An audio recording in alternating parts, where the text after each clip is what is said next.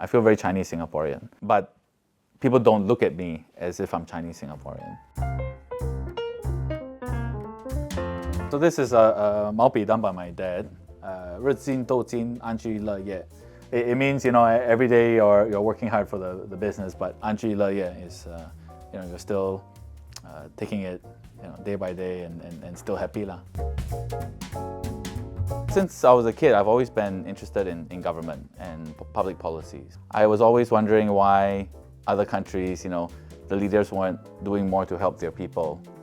It was a very naive kind of thing. Made me feel very proud and excited that I was a Singaporean and we had this model that worked. Of course, I also felt like there were things that I didn't quite align with, especially in my late teens, early 20s, specifically how the education system was crafted, how meritocracy worked here. I think meritocracy is super important, but it didn't take into account how late bloomers can find their way later in life. Not being that great of a student, I always felt I was more of a late bloomer myself. Ultimately, it's when I think back about why I want to enter politics, it's thinking back to, as a kid, how I viewed what were the gaps, and then seeing how the gaps have closed. But over the next 10, 20 years, there'll be more gaps that open up.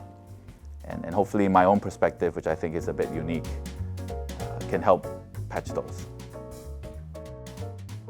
Well, for me, the key, if I'm voted in, is to represent the constituents of Aljunied. It's not just to represent their needs and interests today, but also for 10, 15, 20 years down the road. I think that's also another strength of our government, which is that they plan for the long term. Maybe also more specifically to policies I'm interested in. My current work is related to cities and urban development. I've worked with government around the world, basically, on public policies related to urban development.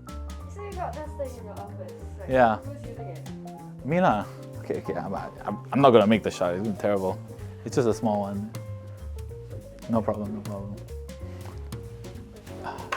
Singapore is by far more advanced than any of the countries I've traveled to, but I also think that there are things we can do better. How the planning of public housing in new estates can be integrated more cohesively with older estates to account for more social cohesion. How we roll out amenities, how we plan for amenities, so that when people move into new estates, they don't have to wait too long to get access to things like childcare services or coffee shops.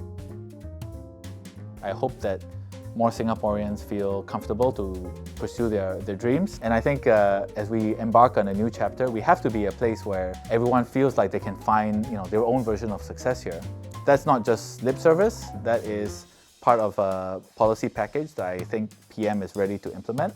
But I want to make sure in my role as a MP that I hold the government accountable, that in every policy conversation we have in Parliament, that this forward-looking agenda is part of it. Well, one interesting thing about me is in the last couple of years, I've really had the chance to engage with governments and thought leaders around the world in the urban space.